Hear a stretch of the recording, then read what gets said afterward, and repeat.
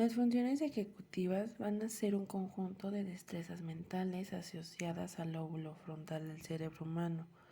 Estas van a permitir regular el comportamiento, la metacognición y las emociones, teniendo un control consciente del propio pensamiento. Hola, buenas noches. Mi nombre es Itlali Campos. A continuación hablaré sobre atención, memoria y emoción.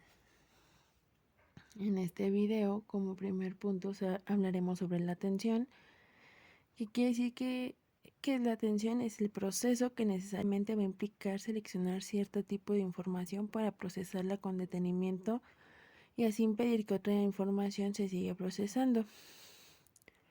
Es primordial controlar y orientar la actividad consciente del organismo de acuerdo con el objetivo determinado.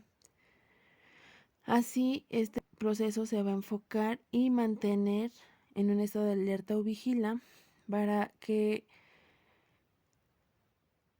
se active o se desactive y pueda conectar o desconectar la mente en recibir cierta información y filtrar lo que se debe de entender. El funcionamiento neuroanatómico de la atención y de la concentración es ese proceso que no se puede asignar a una única estructura anatómica. Va a indicar la actividad vigil de la corteza cerebral a partir de la estimulación del sistema reticular activador ascendente y compromete estructuras como en el tálamo, el sistema límbico, los ganglios basales, entre otros. En la corteza parietal esta se va a relacionar directamente con los procesos ejecutivos y de una memoria operativa, así teniendo el cambio y la reorientación de atención, suministrando una presentación sensorial en el espacio extrapersonal. El lóbulo frontal va a ser el responsable en el control de la atención cuando se requiere mantener secuencias largas de elementos en la memoria operativa o en tareas de atención dividida. La corteza prefrontal va a suministrar una representación motora. ¿Cómo son los aspectos de la atención? Bueno, se han identificado 4 aspectos. El número 1, que es la orientación. Se dirige el origen del estímulo con el fin de filtrarlos dentro de una amplia variedad. Esto va a implicar que cambios en el organismo a nivel interno y externo hace referencia a orientar los receptores sensoriales. Número 2, la filtración. Va a implicar focalizar la atención, su conjunto de estímulos. Va a ignorar a los demás a modo de foco y margen, conservando en el foco el estímulo de interés y en la sombra o margen los otros que están presentes en el ambiente. El tercero, que es la búsqueda. Esto va a ser con el fin de localizar los estímulos, haciendo una referencia a explorar de manera activa orientaciones espaciales de manera organizada. Esto es una tarea que conlleva vigilancia. La concentración debe sostener durante lapsos de tiempos prolongados. Y por último, la preparación. Esta va a modificar el estado de atención como forma de preparación para identificar la ubicación probable de los estímulos. ¿Cómo son los componentes de la atención? Bueno, igual son 4. El de selectividad va a ser un frente a la selección de un estímulo entre varios. El responsable es el lóbulo parietal izquierdo. Recibe las aferencias de los lóbulos temporales y frontales. La vigilancia o concentración va a ser la capacidad que es regida por el lóbulo parietal derecho y sus conexiones. El tercero, el límite, que da un tiempo de duración de los estímulos, especialmente auditivos o verbales, en una función del lóbulo parietal izquierdo. Y por último, la facilidad para desatender. Esta capacidad para desconectarse de un estímulo y conectarse con uno nuevo es coordinada por el lóbulo temporal. Es una desconexión. Mesencéfalo, que es la reubicación del estímulo, y el tálamo, donde hay una conexión al nuevo estímulo.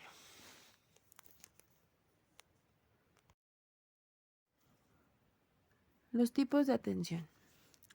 Arousal. Esto va a implicar cambios en el cerebro para estar en vigilia y mantener la alerta para seguir instrucciones o estímulos internos o externos. El segundo es la atención focalizada. Esta va a ser a cierta cantidad de información de un estímulo de manera filtrada, le hace referencia a la capacidad de responder. Atención sostenida. Esta va a estar relacionada con la duración de una respuesta conductual durante un tiempo en una actividad continua y repetida. Atención selectiva se va a derivar de la capacidad de mantener una respuesta sobre el mismo grupo de estímulos en un contexto de distracción por la cantidad de estímulos internos o externos. La atención alternante, esta va a ser dirigida por la capacidad de tener en cuenta otras tareas, así con diferentes requerimientos cognitivos, poder controlar una información que será selectivamente atendida para desconectarse de un estímulo, conectarse a otro, desconectarse de este y volver al primero, de acuerdo al nivel de importancia y utilidad que va a ser juzgada. Y por último, la atención dividida implica atender de manera simultánea más de una tarea y de eso mismo un estímulo en la misma tarea.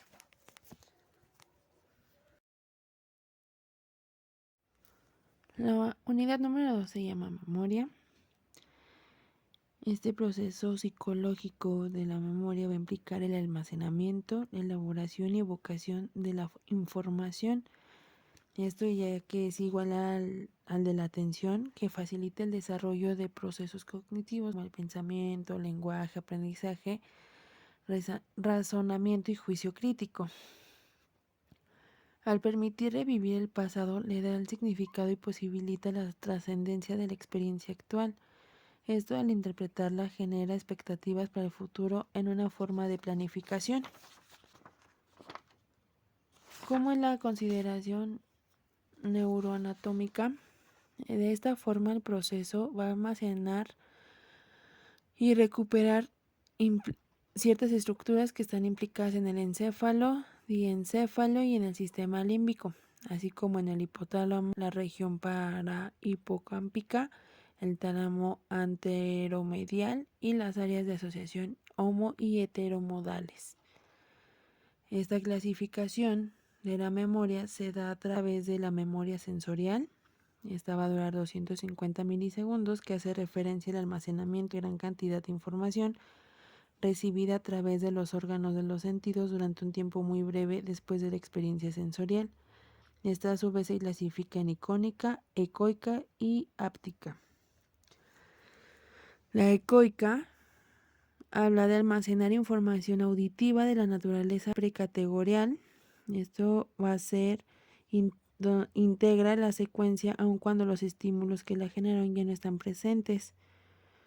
La icónica da una proporción a un registro precategorial de la información visual, es decir, sin mayor reconocimiento del objeto.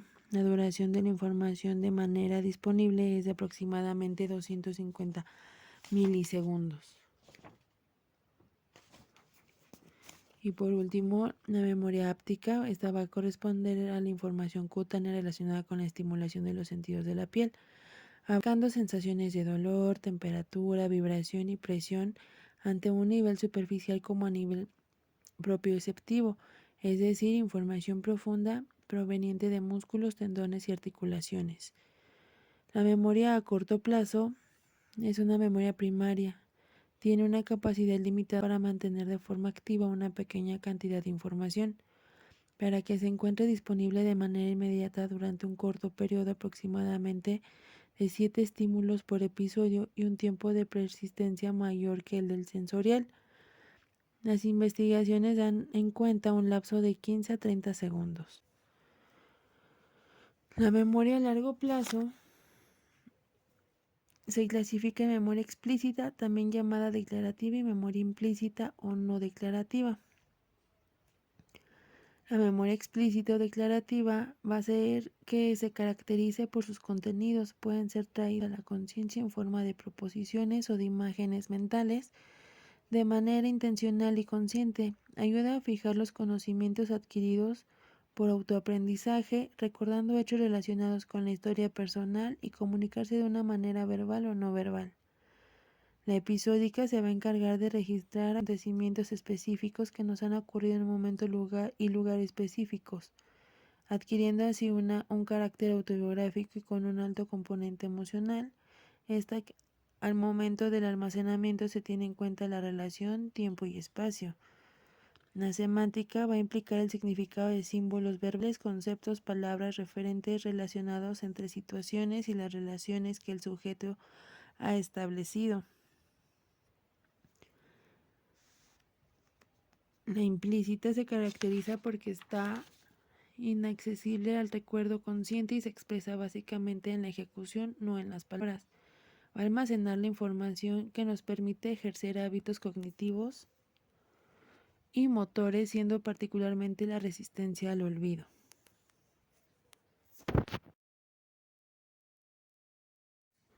Por último, la unidad número 3 habla sobre la emoción y esta es considerada etimológicamente que proviene del latín emotio, que significa el movimiento o asia, que conlleva en sí misma la idea de que en toda emoción hay implícita tendencia de actuar con alguna proposición en una tendencia a moverse en alguna dirección en específica.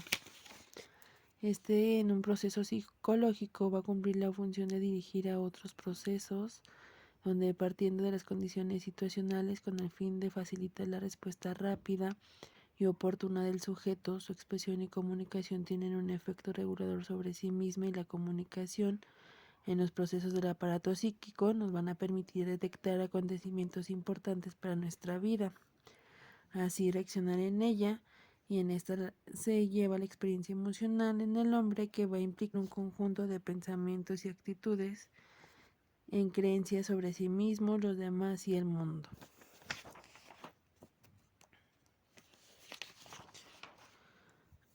¿Cómo se considera neuropsicológica? Va a ser demostrado a nivel de que el cerebro anterior o preencéfalo, junto con otras estructuras, es el responsable del proceso emocional.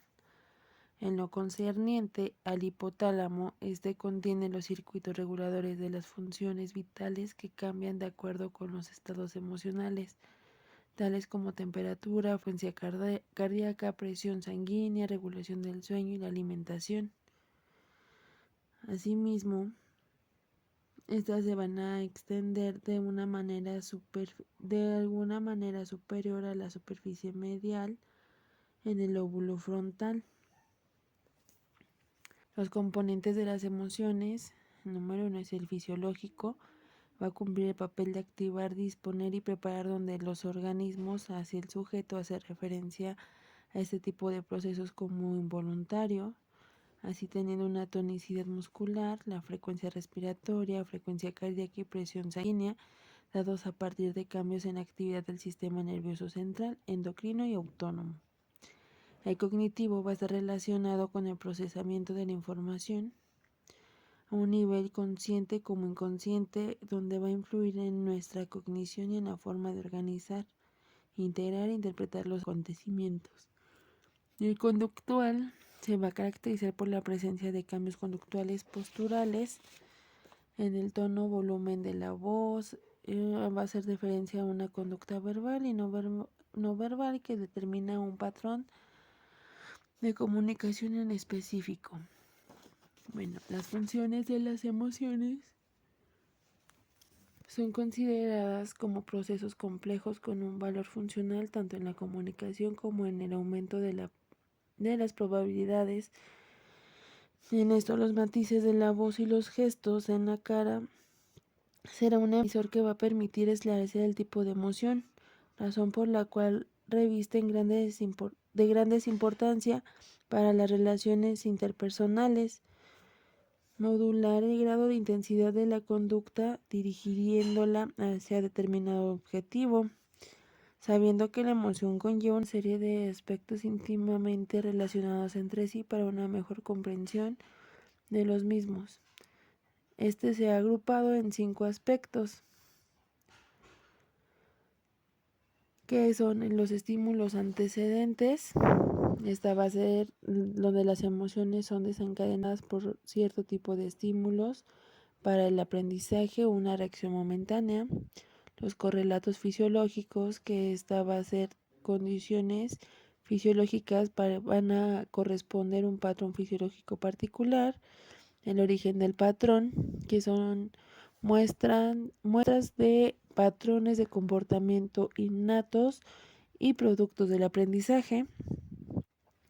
La meta de la conducta emocional va a ser tener un objetivo y de ahí darle una relevancia a la relación entre emoción y motivación.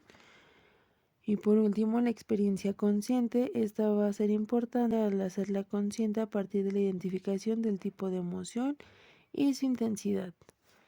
La clasificación de las emociones son múltiples, ya que sus propuestas de clasificación de las emociones va a depender del modelo explicativo, ya sea psicofisiológico, mecanicista o funcional, evolucionista, neurológico y cognitivo. Las emociones se van a dirigir en la clasificación de emociones primarias, ya que es una condición positiva o negativa. Cuando sabemos que la emoción es positiva, va a implicar sentimientos agradables partiendo de una valoración cognitiva de la situación como neutra o positiva. En cambio, la negativa se valora en una situación, se considera peligrosa o dañina para el sujeto con su respectivo sentimiento de desagrado o displacer. Las emociones primarias son consideradas innatas de origen genético, van a responder de manera general a un estímulo en específico, van a poseer una configuración de la comunicación de una manera no verbal, tanto universal en la manifestación como en el reconocimiento de esta. La literatura da en cuenta que las 6 emociones primarias son el miedo. Esos efectos fisiológicos se producen en el sistema nervioso autónomo a través de fuertes elevaciones de la frecuencia cardíaca, reducción en el movimiento sanguíneo, la temperatura corporal, aumento de la frecuencia respiratoria, ya que la emoción del miedo es fuertemente displacentera para que indique la inseguridad frente a una situación de manera y esta va a advertir al sujeto de una próxima al peligro físico o psicológico. La ira, esta va a hacer que produzcan efectos subjetivos de irritación, enojo, furia y rabia. Los efectos fisiológicos de la ira se van a generar por el sistema nervioso autónomo, evidenciados en la elevación de la frecuencia cardíaca, la presión arterial, la tensión muscular, en los aumentos de la secreción de adrenalina, con su consecuente aumento de energía. La expresión facial va a implicar cejas bajas y caídas, párpado inferior tenso, mirada fija y labios tensos. En la tristeza va a ser caracterizada por desánimo, melancolía, pérdida de energía y desaliento. Fisiológicamente, la tristeza se evidencia en la frecuencia cardíaca, aumento de la presión arterial y en la resistencia vascular. La actividad neurológica va a dar una expresión facial que se va a caracterizar por un descenso en la parte exterior de las cejas y en la comisura de los labios que pueden llegar a estar en parte tembloroso. El asco va a ser una emoción compleja que indica rechazo frente a un objeto que genera repugnancia. Esto se caracteriza ya en las arrugas, labio posterior. En la nariz va a haber también una elevación de las mejillas y arrugas en el párpado inferior. La felicidad es un estado de plena satisfacción, bienestar y tranquilidad, donde la expresión facial va a implicar una elevación de mejillas y de la comisura exterior de los labios y formación de arrugas en la piel debajo del párpado inferior. En la sorpresa, generalmente se va a observar una reacción afectiva indefinida, aunque no necesariamente negativa. En esta expresión facial se va a dar la elevación en la ceja, los párpados y boca abiertos y una caída de mandíbula.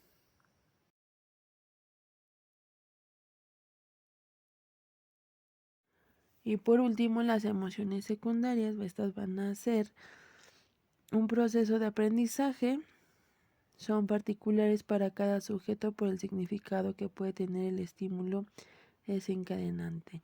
La ansiedad es un estado de agitación, inquietud y zozobra parecida a la producción por el miedo, pero es un carente de un estímulo desencadenadamente concreto. Los efectos fisiológicos son el aumento de la frecuencia cardíaca, presión arterial, frecuencia respiratoria y disminución del volumen sanguíneo, la temperatura y la amplitud de respiración.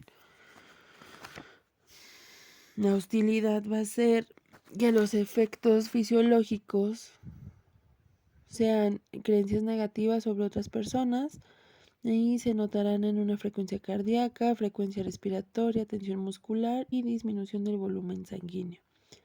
En el amor habrá una respuesta emocional compleja.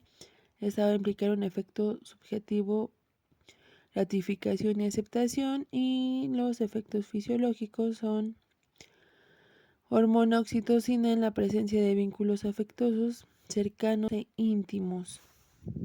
Por último, el humor, y esta va a tener una respuesta emocional emitida ante un estímulo que lleva de manera imprevista, ocurriendo rápidamente con alta o media, siendo percibido como divertido. Los efectos fisiológicos son tensión muscular, la temperatura periférica, disminución del volumen sanguíneo y frecuencia respiratoria. Como conclusión, las funciones cognitivas más importantes son la atención, la memoria, las funciones ejecutivas, la orientación, el lenguaje, la cognición social y las habilidades bioespaciales, teniendo una habilidad que va a ser necesaria para que el ser humano pueda aprender y posteriormente realizar cualquier actividad. En esos procesos cognitivos, la vía a través de la cual se va a adquirir el conocimiento.